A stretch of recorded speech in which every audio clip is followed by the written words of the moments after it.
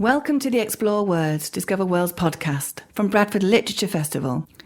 In this episode, Jeremy Corbyn and Len McCluskey share the poems that continue to inspire them in their political careers, which are included in their poetry anthology, Poetry for the Many.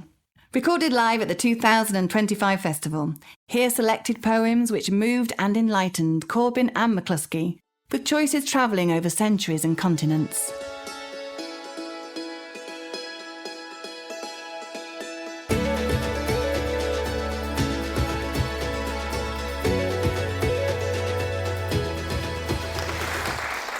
Jeremy does a lovely foreword in here called Everybody is a Poet. And it's true when you think about it. And we want to take the stigma away from poetry. Everybody should feel that poetry belongs to them. We're campaigning to make certain that poetry is on the national school curriculum. Because, right the way through until they finish education, because of course we do that with our young children, our toddlers. We do nursery rhymes with them, and that's all about teaching them about things, diction, etc., etc. So that's what we're doing, and we hope you enjoy the book if you buy it. Hopefully you will. All the proceeds go to Jeremy's Peace and Justice project, which is a fantastic project. And the many people who've contributed, some great names here, Maxine Peake and Alexei Sayle and a number of other people have all contributed for nothing. So it's well worth it. I'm quickly going to move on, then I'm going to ask Jeremy to actually come in.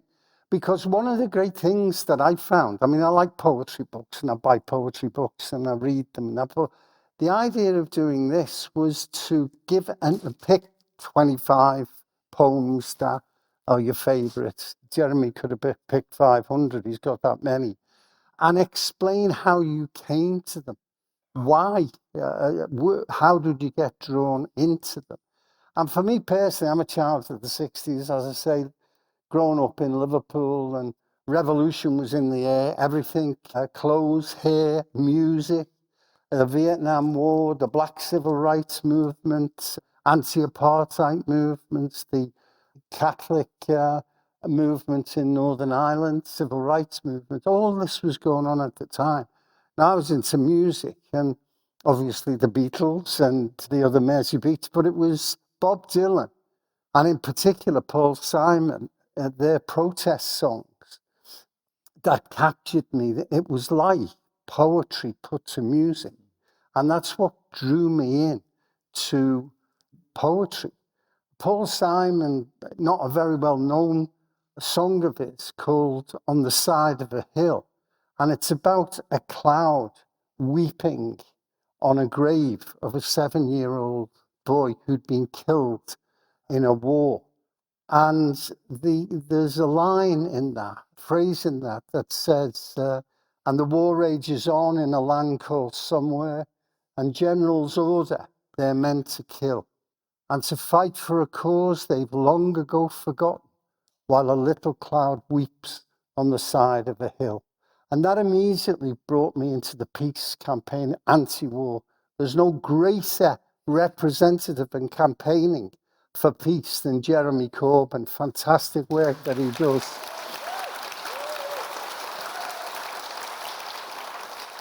So the first poem I'm going to read to you is Dulce et Decorum Est. It's perhaps one of the most haunting poems that I've ever seen about anti-war. It was written by Wilfred Owen. And of course, Wilfred Owen himself died when he was 25. He was a genius. He was shot and killed in the trenches a week before armistice, kind of pictures and represents the millions of young men and women who were slaughtered by the establishment. Dulce et Decorum Est, in literal terms, it is sweet and proper to die for one's country. It's actually etched on the wall in Sandringham Military Academy, can you believe? That's why I called it The Old Lie. I'll read it, and then I'm going to ask Jeremy to just introduce his background and etc. Bent double like old beggars under sacks, knock-kneed, coughing like hags, we cursed through sludge, till on the haunting flares we turned our backs, and towards our distant rest began to trudge. Men marched asleep. Many had lost their boots, but limped on, bloodshot. All went lame, all blind, drunk with fatigue, deaf even to the hoots of gas shells dropping softly behind. Gas, gas, quick boys, an ecstasy of fumbling, fitting the clumsy helmets just in time. But someone still was yelling out and stumbling and floundering like a man in fire or lime. Dim through the misty panes and thick green light, as under a green sea, I saw him drowning. In all my dreams, before my helpless sight, he plunges at me, guttering, choking, drowning. If in some smothering dreams you too could pace behind the wagon that we flung him in, and watch the white eyes writhing in his face, his hanging face, like a devil sick of sin. If you could hear at every jolt the blood come gurgling from the froth-corrupted lungs, obscene as cancer, bitter as the cud, of vile, incurable sores on innocent tongues, my friend, you would not tell with such eye zest to children ardent for some deeper glory, the old lie, dulce est decorum est pro patra more. Thank you.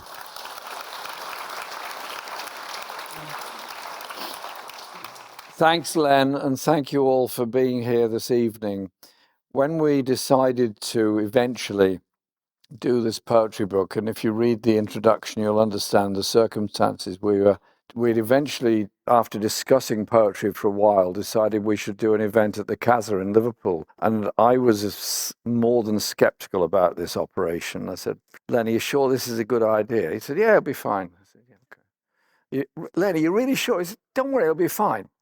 So we walked up to the Casa, and there was this massive crowd of people outside. I said, there must be something on there. So we forced our way through the crowd. They were all trying to get into the poetry event. Can you imagine it? So we go in there, and at that time, we hadn't produced the book. We'd each got a stack of books, and Melissa Ben chaired it, and she is really strict in the chair. That's why we haven't got a chair tonight. So we can get away with anything. And that's a joke. And she then had us read poems one by one and so on. And a lad was sort of waving his hand in the audience like that. So I said, you all right? What's the matter with you? He said, Jess, I've got a poem. Can I read it? I said, sure. So he pulls out his mobile phone and read his poem. Fantastic. 16-year-old boy goes to an event and wants to read a poem out in public. That is what public poetry is about, and that's what expression is about. Very brave of him. Then his mates joined in and also did it. So I thought it was fantastic. There's somebody waving there already. I can see what's coming. I can see what's coming. And so then Colin Robinson from OR Books then came up to us afterwards. He's an old friend, and said, "Look, could you two put this together in a poetry book?" So let's, yeah, sure, no problem. I thought, easy, just put together a few poems. So I got a short list of 100. And Colin said, no, it's 15. I said, well, come on, Len's a negotiator. So we got up to 20 each. And then we invited others to submit poems. It was actually the hardest thing, choosing what to leave out rather than what to put in. And then thinking about why you like the poems and what you want to say about them and how they carry a message. Now, I don't know how many of you here like poetry or read poetry or enjoy poetry. I don't know. I'm not going to ask, just putting it out there. If you do read poetry, if you read it to yourself, it means one thing. If you read it aloud, even if it's only you, it means something totally different. It becomes a development of the idea. There is a poet in all of us, and I just want people to feel happy and comfortable with the idea of poetry. And I agree with Len, it should be very much part of our national curriculum. Now, the books This book is full of poems, obviously, from different issues and different places.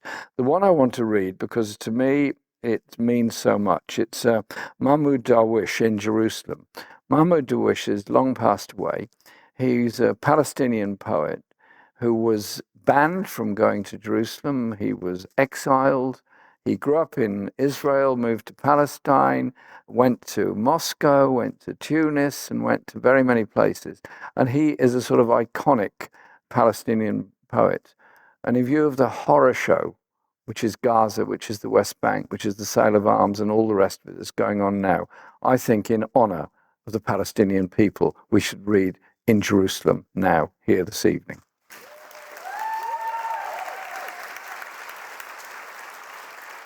This poem, bear in mind, this poem was written in 1974, long time ago, and it's as relevant today as it was the day that Mahmoud wrote it.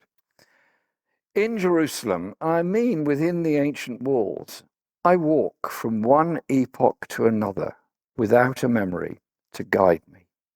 The prophets over there are sharing the history of the holy, ascending to heaven and returning less discouraged and melancholy, because love and peace are holy and they're coming to town.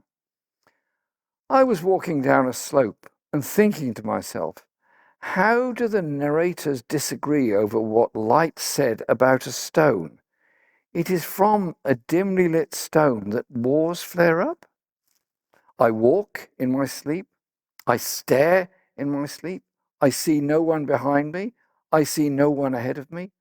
All this light is for me. I walk, I become lighter, I fly. Then I become another, transfigured. Words sprout like grass from Isaiah's messenger. If you don't believe, you won't be safe. I walk as if I were another. And my wound, a white biblical rose, and my hands like two doves on the cross, hovering and carrying the earth. I don't walk, I fly, I become another, transfigured. No place and no time. So who am I? I am number one in ascension's presence. But I think to myself, alone the prophet Mahmoud spoke classical Arabic. And then what? Then what? A woman soldier shouted. Is that you again? Didn't I kill you? I said, you killed me, and I forgot, like you, to die. Lovely. I always urge Jeremy to read that poem. It makes me emotional, especially the way he reads it. It's fabulous. I'm going to try and speed things up, 2 poems on the trot, so you get 2 ready, Jeremy. Again, how did we come to these? I mentioned I'm from Liverpool and there was lots going on. I became involved in many, many campaigns, anti-Vietnam War and the Chilean Solidarity Campaign, the Cuba Solidarity Campaign, of course, the Palestinian Solidarity Campaigns. And of course, from Liverpool, the kind of Catholic civil rights movement was an important thing. In Irish politics, I was kind of lived, in a sense, in a city that is, considerably influenced by Ireland. There's a particular poem, obviously, about the 1916 uprising. And I should say, I've always been in favour of a united Ireland. But when I was General Secretary of Unite, I had to be aware of the fact, because we organised both in the north and the south. Unite was the largest union in Northern Ireland. And of course, you have to respect the 2 views of both Protestants and Catholics. And I was always deeply moved and optimistic by the fact we had so many examples that in a predominantly Catholic workplace, they'd voted to elect a Protestant shop steward, and vice versa. And it was only when they went back into the communities that the divisions were there. So I'll do this. It's called The Foggy Dew. It's by a canon, Charles O'Neill. It's like a lot of Irish poems and Scottish poems. It's been put to music and sung by lots of people, Sinead O'Connor and the Chieftains, Shane McGowan and the Pogues. I'll read this one, and then I'm quickly going to go on to something else that moved me and dramatically had me involved in internationalism right after it. I'll tell you about that. As down the glen one Easter morn to a city fair rode I, their armed lines of marching men in squadrons passed me by. No fife did hum, no battle drum did sound its dread tattoo, but the Angelus bell or the Liffey swell rang out through the foggy dew. Right proudly high on Dublin town, they hung out the flag of war.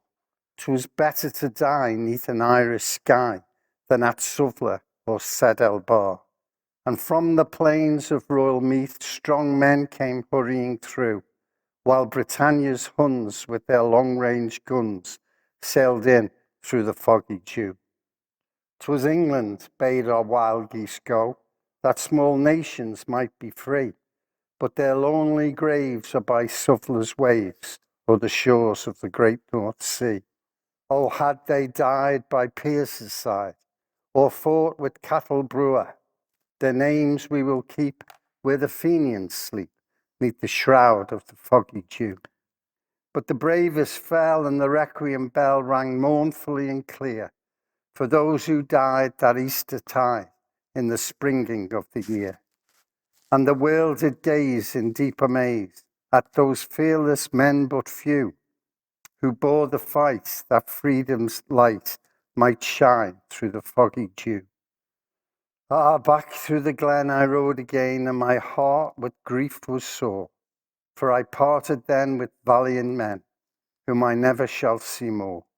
But to and fro in my dreams I go, and I'd kneel and pray for you, for slavery fled, O glorious dead, when you fell in the foggy dew.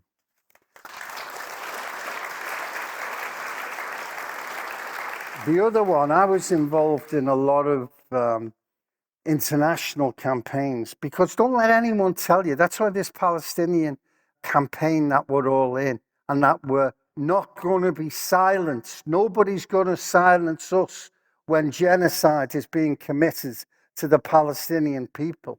Because let me tell you, international solidarity, and I've spoken to so many people around the world who say to me, oh my God, when we're in struggle, to find out that other people are supporting us from different parts of the world is so uplifting. And don't let anybody else tell you, oh, you can march as much as you like. It doesn't matter. It does matter. People power matters. And what I'm going to read to you now, in my youth, in my 20s, my 30s, my 40s, the thing that loomed most was, and I was involved in the anti-apartheid movement, was, of course, the imprisonment of Nelson Mandela. Always remember these things. Margaret Thatcher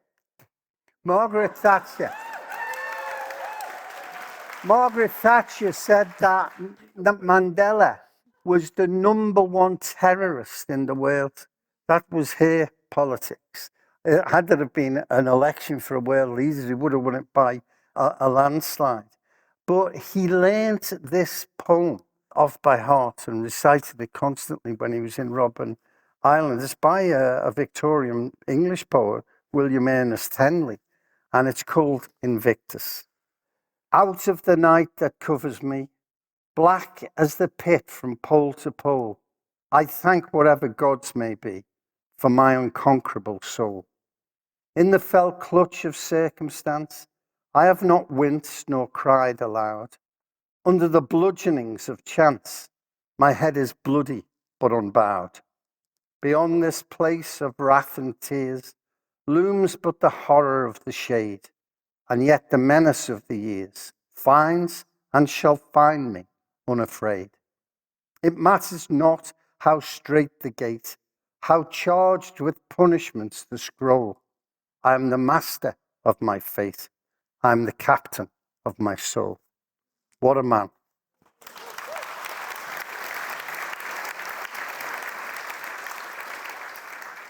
sometimes poetry can help us learn history and understand visions, and sometimes turn the popular narrative of history absolutely on its head. What I want to do is read now Greetings to the People of Europe by Alemu Tabeji. Alemu Tabeji came to Britain from Ethiopia, lived in London in the 1990s, eventually lived near Grenfell Tower, and all the horrors that went with that. And he wanted to write a poem which is about the experience of African people coming to live in Europe and the way they've been treated and the contribution they make to our society and our world. And I think he has a wonderful way of putting things. Over land and sea, your fathers came to Africa and unpacked Bibles by the thousand, filling our ancestors with words of love. If someone slaps your right cheek, let him slap your left cheek too. If someone takes your coat, let him have your trousers too. Now we, their children's children, inheriting the words your fathers left behind, our bodies slapped and stripped by our lifetime presidents, are braving seas and leaky boats, cold waves of fears. Let salt winds punch our face and your coast guards pluck us from the water like oily birds. But here we are at last to knock at your front door, hoping against hope that you remember all the lovely words your fathers preached to ours. That's lovely.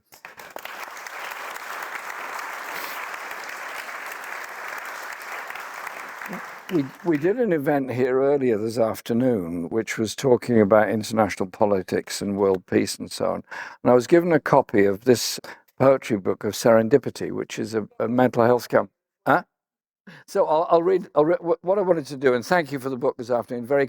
It's very kind of you. What I want to do is read a poem from it, this is a wonderful collection. I haven't managed to read them all, but they're obviously heartfelt, fascinating, very varied, but they're above all, people, maybe some going through a hard time, others less so, but it gives people hope and gives people a sort of a sense of understanding what it means. So I want to read a poem called White Water, which is on page 99 of this book.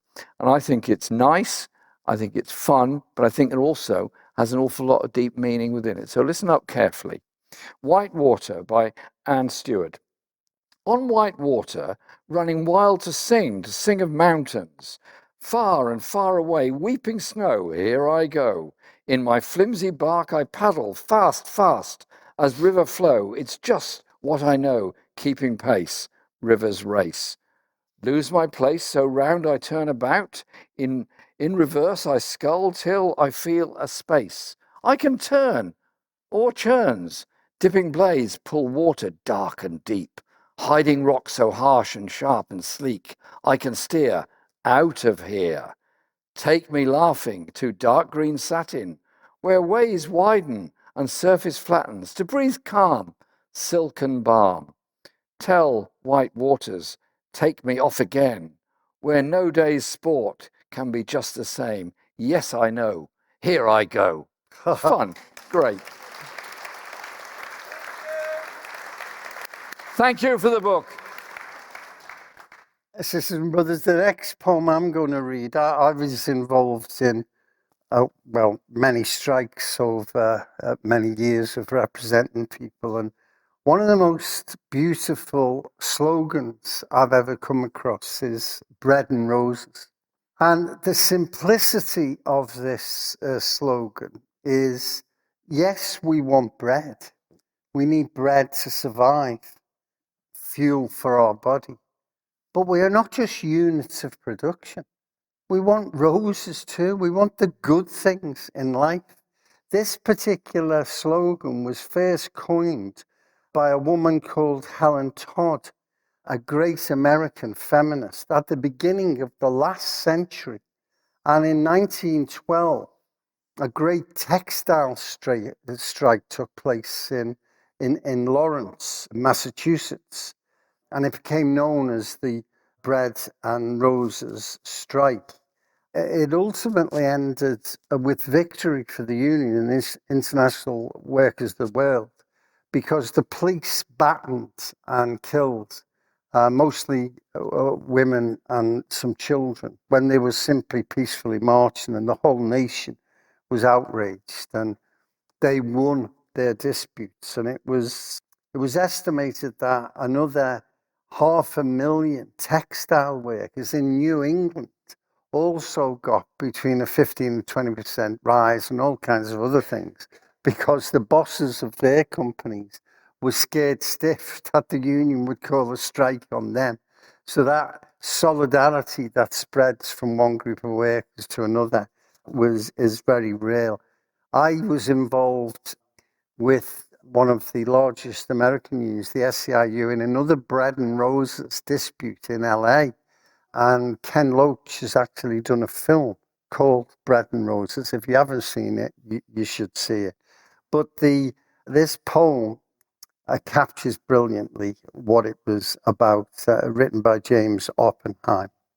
As we come marching, marching in the beauty of the day, 1,000,000 darkened kitchens, 1,000 mill lofts grey, are touched with all the radiance that a sudden sun discloses. For the people hear us singing, bread and roses, bread and roses. As we come marching, marching, we battle too for men, for they are women's children, and we mother them again. Our lives shall not be sweated from birth until life closes. Hearts starve as well as bodies. Give us bread, but give us roses. As we come marching, marching, unnumbered women dead go crying through our singing their ancient song of bread. Small art and love and beauty, their drudging spirits new. Yes, bread we fight for, but we fight for roses too. As we come marching, marching, we bring the greater days. The rising of the women means the rising of the race. No more the drudge and idler tend that toil where one reposes, but a sharing of life's glories. Bread and roses, bread and roses.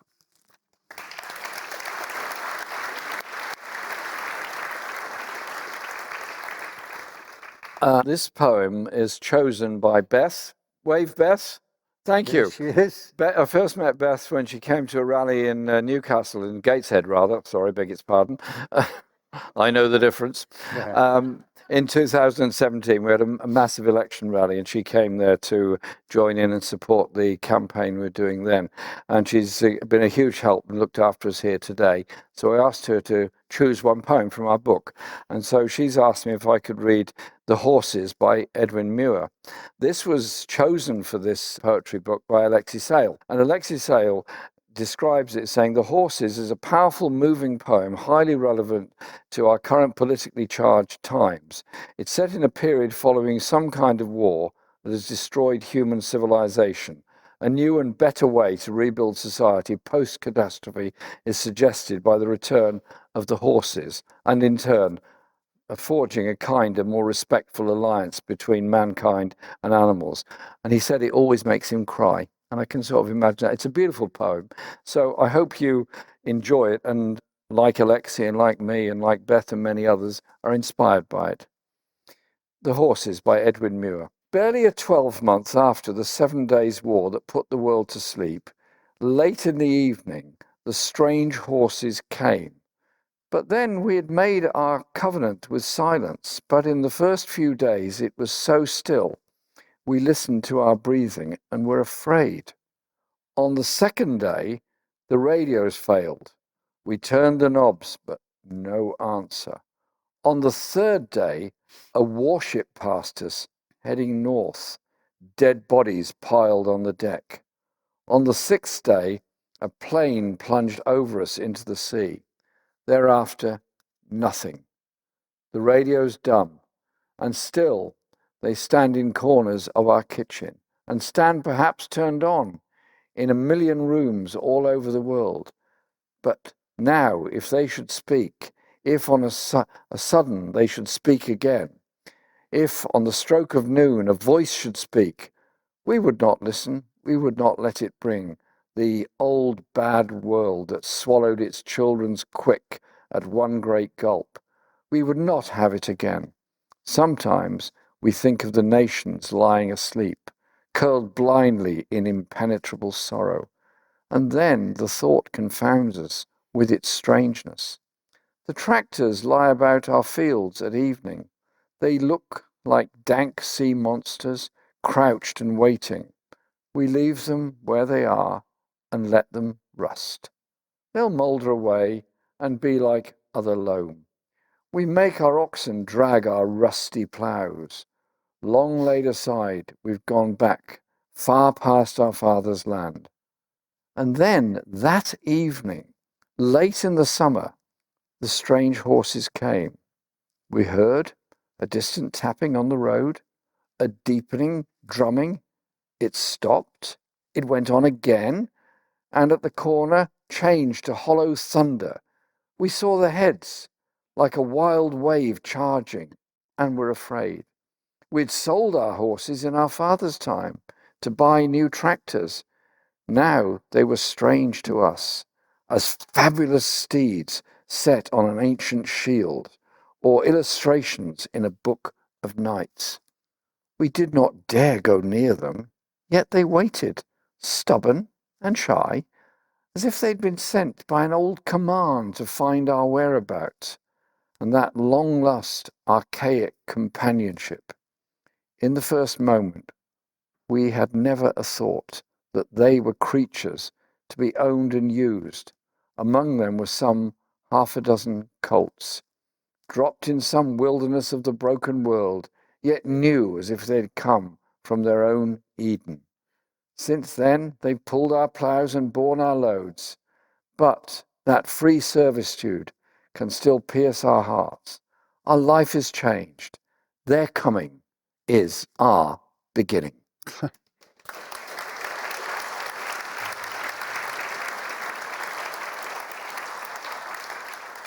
I became a bit of a fan of Oscar Wilde, especially some of his one-liners. You know, I've got a few that I like the best. I can resist anything but temptation.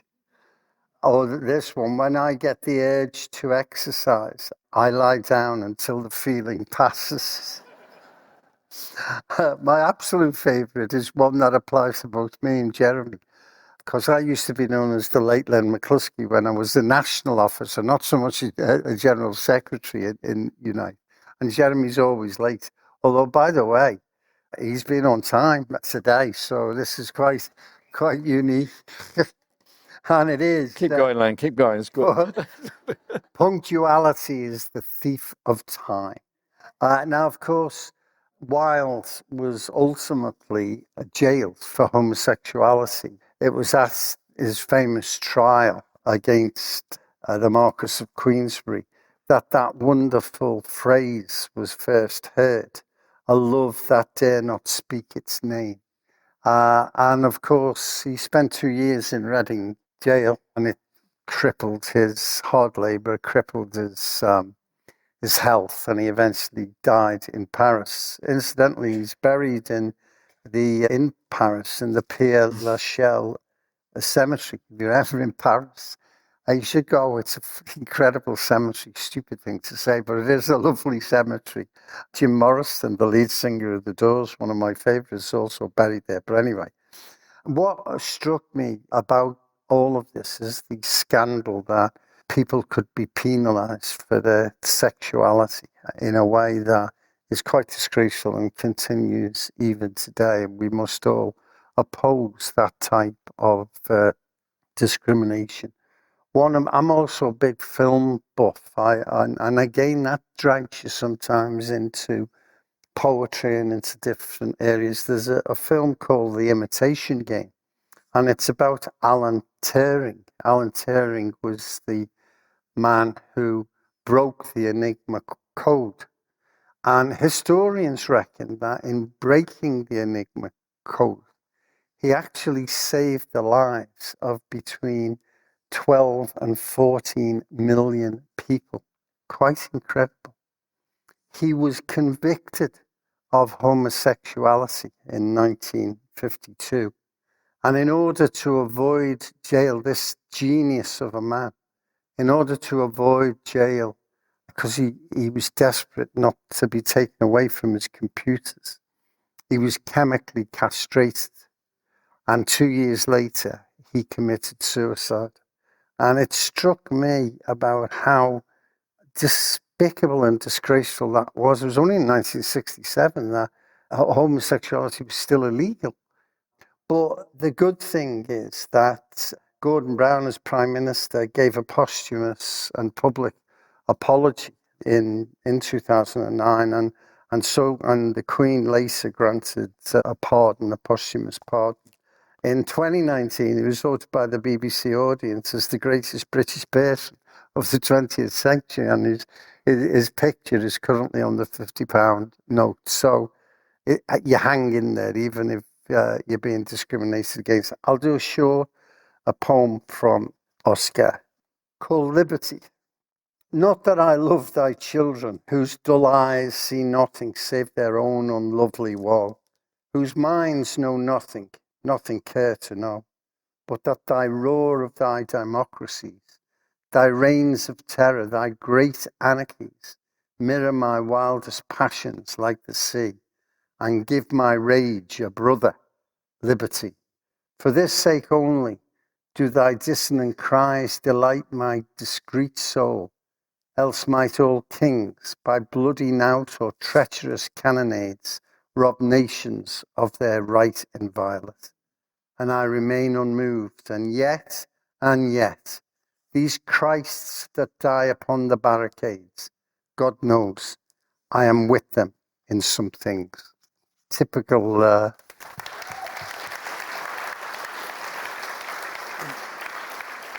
Thanks, Len. When we put this book together, we didn't do it all on our own, obviously. Other people chose poems, we chose them, and it was well edited, and it was quite difficult to keep everybody to time and make sure it actually happened. And the person that did all that work was Carrie Murphy, who helps us a great deal in the Peace and Justice Project, but she used to be in charge of my office during my time as leader of the opposition. And there's one poem in here that I want her to read because she does it so beautifully, and it is, I think, a very funny and witty poem by Hannah Lavery called Scotland, You're No Mine. Carrie. Can everyone hear me okay? The poem that Jeremy and Len have asked me to read tonight was actually in 2019 voted Scotland's favourite poem, and it was written by a young woman of colour who was very disappointed to see the rise of the far right, and this is her response to that. Like most things with Jeremy and I, and indeed Len and I, things very often happen just at the last minute, so please bear with me because I've literally been bounced into doing this poem on the night, and I've only got it on my phone, so please bear with me. You've got it. I've got the book here. It's okay, I've got it here. Got it here. Okay, Scotland, you're no mine. Scotland, you're no mine, and you are no his, and I don't want you. So go ahead, say I don't belong, with your sepia-tinged cross-eyed sweeping all over the swept-away, blood-stained, sweat-stained sugar for your tablet. Your macaroon, your rotten, gobby, greedy, thieving bastard, you. Sitting atop of that shite and broken bones weeping, poor me. Fuck you. I will dance jigs on your flags, blue and white, red, blue and white. It doesn't matter to me, you wee chancer. Fuck for making us complicit, handing us a whip and chains, an officer's coat, a civil service pen, and a queen to love. And lay me out. I love you with your mountain time and all your currying. And you can say, I didn't belong to you, go home. No, I am but a limpet stuck on you. So fuck you for not seeing me as one of your own. I will here, spill ye here, my blood and your secrets. Bleed into you, root and earth, and you, forever pagan, will in the spill and seep, see all you really are. So fuck you, my sweet, forgetful Caledonia, with love, fuck you. Let's hear it for Carrie. Thank you. Well done, well done. Colleagues, I mentioned before I come from Liverpool and a lot of Irish connection. what people may not also understand is there's a strong Welsh connection in Liverpool. And of course, my misspent youth was in North Wales in the holiday camps of Brill and Frederiksstaden, and we won't go into that too deeply. But the Welsh language, the lilt of the Welsh language is extraordinary. And again, that's what drew me to Dylan Thomas, who died very early in New York of alcoholism. But there's been great Welsh orators over the years, but his voice was incredible. And I have to give a confession. When I read Under Milk Wood, I have to read it alone in a room, and I have to read it out loud in a Welsh accent. It doesn't always work, but that's the only way I can do it. I heard Richard Burton, another wonderful Welsh, fabulous voice, doing Under Milk Wood on the radio. The poem I want to read you is Do Not Go Gentle Into That Good Night, as well as being a great poem. It's particularly relevant for us, for Jeremy and I, and for our team, because I first read this at the Liverpool event, and it was just after Jeremy Corbyn had been banned by Stormont from standing as a Labour candidate in Islington North, a constituency that he represented for 40 years. Absolutely despicable. I'm shame indeed, shame indeed. And people weren't sure what Jeremy was going to do, and it was my appeal to Jeremy. Do not go gentle into the night, Jeremy. Now, not only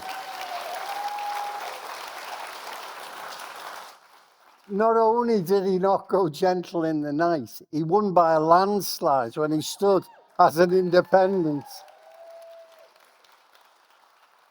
And watch this space as the Labour Party,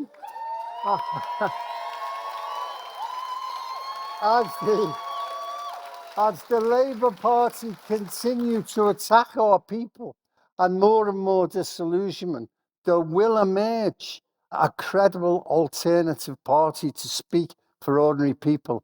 And you know what? Say it quietly.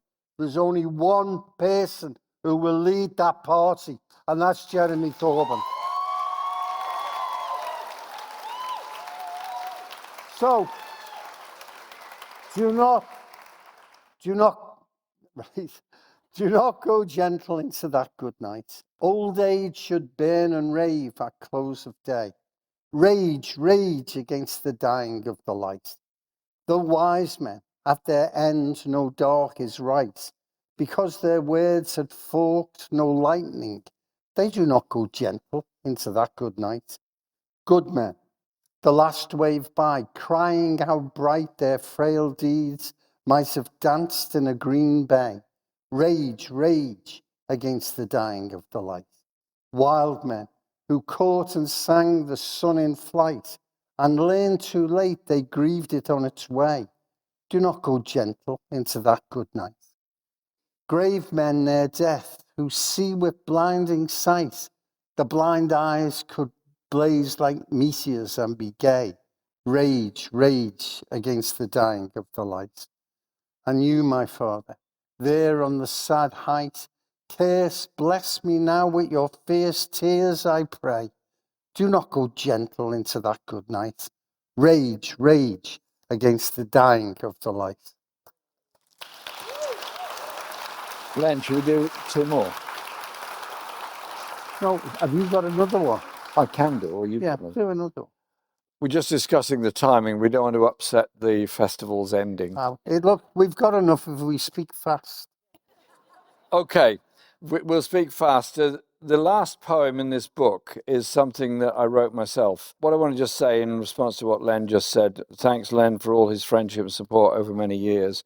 And this book has been produced by the Peace and Justice Project, and that's where all the proceeds from it go, because the Peace and Justice Project is, to me, the perfect symbiotic bringing together of issues of peace, issues of justice, and issues of imagination. So we do music events as well as poetry events, as a lot of very political events, and we're having a conference on the 20th and 21st of September.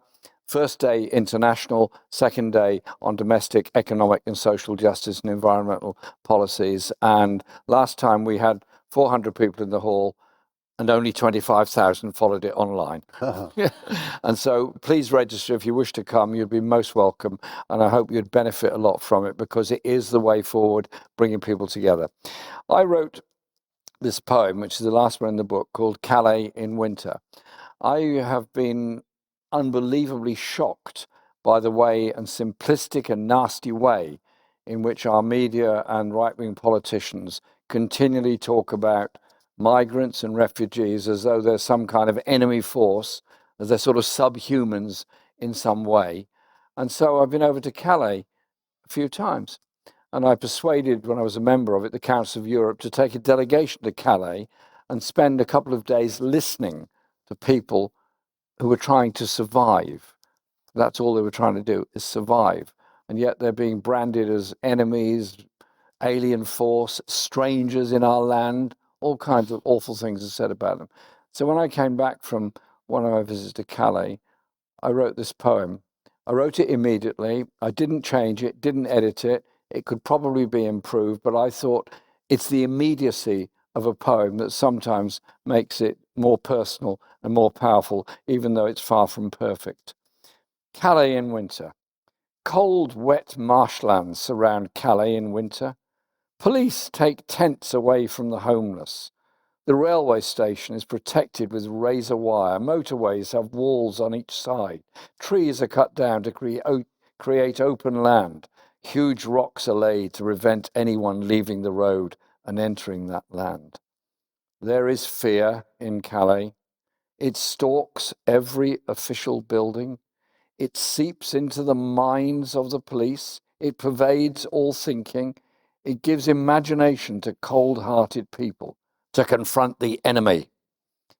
When they escape to the sea in flimsy boats that would be at home in a small lake, they have to be stopped with bayonets puncturing them, clothing taken that would have protected them against the cold. The enemy comes on foot, in lorries and buses, with few clothes, no money, no food, few friends, only memories. Of bombardment and war, of families in jail, of crops destroyed, of empty schools, of floods and drought, of bitter travelling in secret lorries, on mountain paths in safe houses, of razor wire and cameras hidden in trees. Volunteers in a big store, handing clothing and boots, backpacks and sleeping bags, gloves and socks, wood for fire, medicines too, huge vats of cooking rice, aromatic curries, wholesome bread, fresh fruit, clean water in big vats for the thirsty, delivered around the town to enemy groups who change location every day whilst harassed by police, shunned and abused by those with a cold heart. Except in one place, a centre in the town with warmth and food and power, and for a few hours to be secure. In the beauty of the sunset, in cold winter time, the setting sun gleams on the Hotel de Ville. A crowd gathers around a white van to eat what has come and search for a place to rest. They will be stopped, thunder politicians. The enemy will not land, say screaming headlines. They are lawbreakers, say legal experts on the radio. Their homes are a long list of places near and far, where wars are fought and minerals abound, where money is made and people disappear. Calais in winter is cold and hard. Calais in summer is busy and happy, but hot and tense for the enemy. Lovely.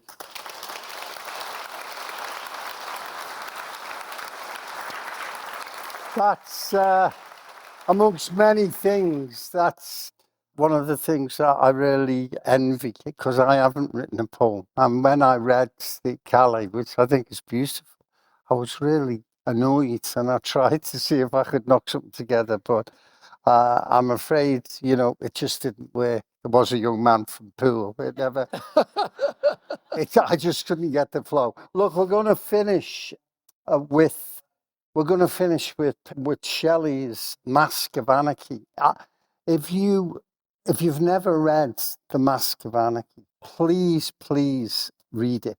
It's very, very long. It's like a book, but it is unbelievable and as relevant today as when he wrote it back in 1819. In 1819, the establishment slaughtered men, women and children who had gathered to hear in Peterloo in Manchester people talking and giving speeches about democracy. It's seen in history as the first step towards the democracy that we have today. Shelley heard about this and he wrote this unbelievable masterpiece. Please, please take time out to read it. As far as Jeremy and I are concerned, the last 3 verses capture what it is about. Here we go. And that slaughter to the nation shall steam up like inspiration, eloquent, oracular, a volcano heard afar.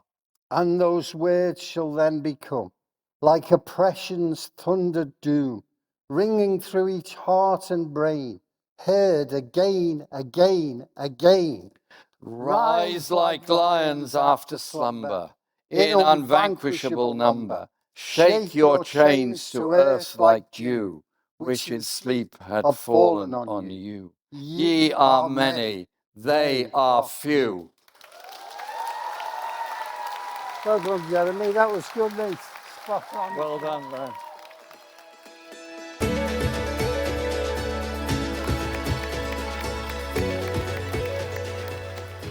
Thank you for joining us for this episode of the Explore Words, Discover Worlds podcast with Bradford Literature Festival. If you enjoyed this episode and you'd like to help support the podcast, please subscribe, share this episode with others and leave a rating. Mark your calendars for the return of Bradford Literature Festival, Friday the 3rd to Sunday the 12th of July 2026.